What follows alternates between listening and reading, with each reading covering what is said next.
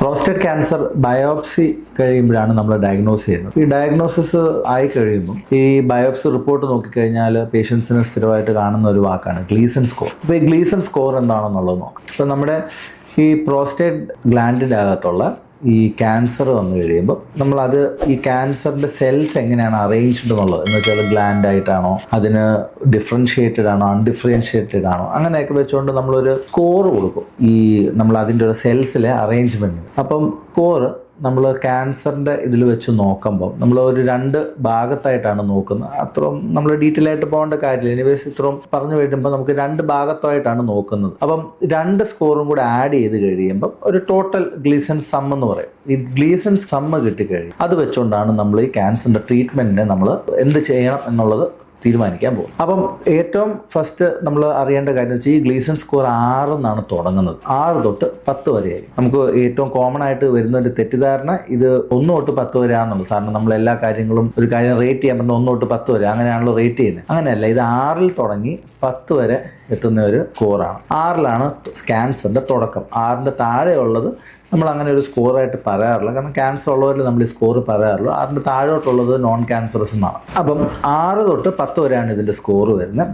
ഇതിൽ നമുക്ക് ഉണ്ടാകുന്ന മെയിൻ ആയിട്ടുള്ള ഇൻഫർമേഷൻ ഇതൊക്കെയാണ്. അപ്പം 6 ഉള്ള ഒരാളിൽ എപ്പോഴും പ്രോസ്റ്റേറ്റ് ക്യാൻസർ സ്പ്രെഡ് ചെയ്യാനോ അല്ലെങ്കിൽ വളരാനോ ഉള്ള സാധ്യത കുറവായിരിക്കും. അത് 7, 8, 9, 10 കൂടുന്തോറും അത് വളരാനും അത് സ്പ്രെഡ് ചെയ്യാനും ഉള്ള സാധ്യതയിൽ അത് കൂടും. അപ്പം ഇതിൻ്റെ അകത്ത് ഞാൻ പറഞ്ഞത് ശ്രദ്ധിക്കണം. അത് സ്പ്രെഡ് ചെയ്യാനുള്ള സാധ്യത വെച്ച് നമുക്ക് പറയാൻ പറ്റുള്ളൂ. 6 ഉള്ള ഒരാളിൽ അത് സ്പ്രെഡ് ആയെന്നോ അല്ലെങ്കിൽ സ്പ്രെഡ് ആയിട്ടില്ലെന്നോ നമുക്ക് പറയാൻ പറ്റത്തില്ല. പക്ഷെ നമുക്ക് 6 സ്കോറുള്ള ഒരാളിൽ നമ്മളിപ്പോൾ ട്രീറ്റ്മെൻറ്റ് ചെയ്തില്ലെങ്കിലും അത് സ്പ്രെഡ് ആകാനുള്ള സാധ്യത കുറവായിരിക്കും. അല്ലെങ്കിൽ നമ്മൾ ട്രീറ്റ്മെൻറ്റ് ഇച്ചിരി വൈകിപ്പിച്ചാലും അത് സ്പ്രെഡ് ആകാനുള്ള സാധ്യത കുറവായിരിക്കും. അതേ സമയത്ത് ആ സ്കോർ 10 ആണെങ്കിൽ നമ്മൾ കണ്ടുപിടിക്കുമ്പോൾ തന്നെ അത് സ്പ്രെഡ് ആകാനുള്ള സാധ്യത കൂടുതലാണ്. നമ്മൾ അതുപോലെ തന്നെ ട്രീറ്റ്മെൻറ്റ് നമ്മൾ എടുത്തില്ലെങ്കിൽ അല്ലെങ്കിൽ ട്രീറ്റ്മെൻറ്റ് വൈകിപ്പിച്ചാൽ ഉറപ്പായിട്ടും അത് സ്പ്രെഡ് ആവും. അത്രേ നമുക്ക് അത് പറയാൻ പറ്റുള്ളൂ. അപ്പോൾ ഈ സ്കോർ വെച്ചുകൊണ്ട് അത് ഓൾറെഡി സ്പ്രെഡ് ആയോ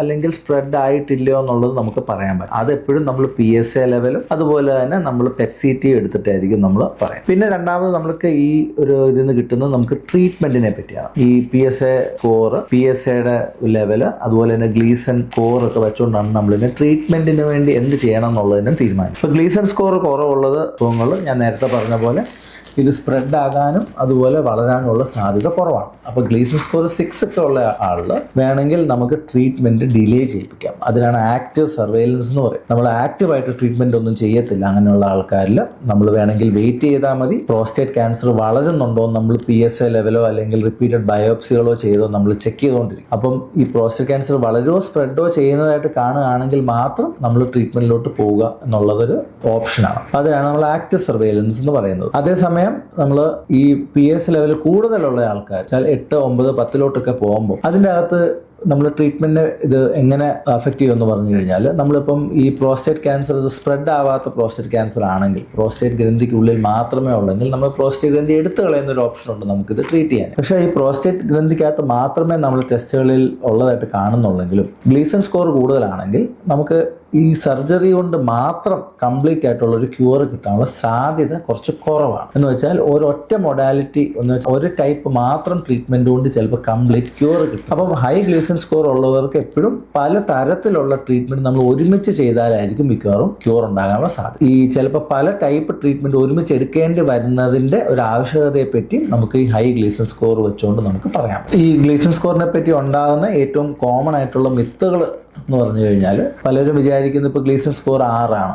6 എന്ന് പറഞ്ഞു കഴിഞ്ഞാൽ ഈ പ്രോസ്റ്റേറ്റ് ഗ്രന്ഥിക്കകത്ത് 60% ക്യാൻസറായി അല്ലെങ്കിൽ അങ്ങനെയൊക്കെ അങ്ങനെയൊന്നുമില്ല. ആ പ്രോസ്റ്റേറ്റ് ഗ്രന്ഥിക്കകത്ത് എത്ര ശതമാനം ക്യാൻസർ ഉണ്ടെന്നുള്ളതല്ല ഗ്ലീസൺ സ്കോർ കാണിക്കുന്നത്. ഗ്ലീസൺ സ്കോർ ആ പ്രോസ്റ്റേറ്റ് ക്യാൻസറിന്റെ അഗ്രസീവ്നെസ് മാത്രമേ കാണിക്കുന്നുള്ളൂ. അതും 6 എന്ന് പറഞ്ഞു കഴിഞ്ഞാൽ ഏറ്റവും കുറവായിട്ടുള്ള സ്കോറാണ്. 6 നിന്നാണ് ഈ സ്കോർ തുടങ്ങുന്നത്.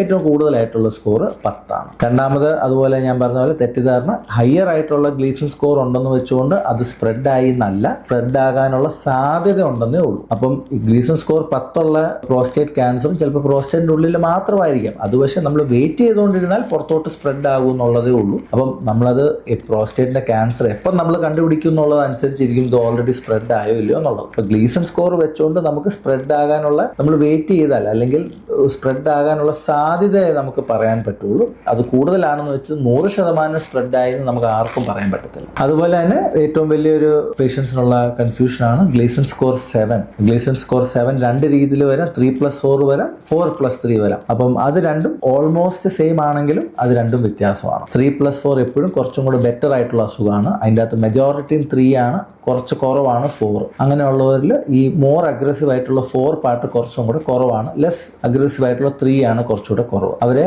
ലോ ഇന്റർമീഡിയറ്റ് ഗ്രൂപ്പ് എന്ന് പറയും. അതേസമയം ഗ്ലീസൺ സ്കോർ 7 ഉള്ള 4+3 7 ഉള്ളവരുണ്ട്. അങ്ങനെയുള്ളവരിൽ കമ്പയർ ടു 3+4 കുറച്ചും കൂടെ അഗ്രസീവ് ആയിട്ടുള്ള അസുഖമായിരിക്കും. രണ്ടും ഓൾമോസ്റ്റ് സെയിം ആണ്, പക്ഷെ എക്സാക്ട്ലി സെയിം അല്ല. 3+4 7 ഇച്ചിരിയും കൂടെ ലെസ് അഗ്രസീവ് ആണ് ആസ് കമ്പയർ ടു 4+3 7.